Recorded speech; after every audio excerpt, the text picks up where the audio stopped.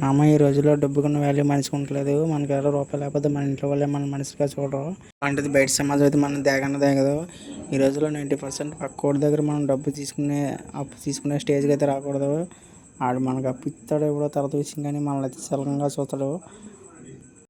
డబ్బులు ఖర్చు పెట్టినంత ఈజీ కాదు డబ్బులు సంపాదించడం. ఒకరోజు ఒక 500 సంపాదించడానికి ఎంత కష్టం చేయాలి, ఎండనక వానానికి కష్టపడి తిరగాలి. ఈ రోజుల్లో ఒక నిత్యం చేసి మోసం చేసే పని కాకుండా కష్టపడి ఏ పని చేసుకోవచ్చు. దీనికోసం నేనైతే ఏం పని చేస్తున్నాను ఈ వీడియోలో మీకు చూపిస్తాను రండి. జాబ్ చిన్నదా పెద్ద అని ఆలోచించకూడదు, ఏదో చేస్తుండాలి. మనం చదివిన చదువుకి ఈ జాబ్ ఎక్కువ.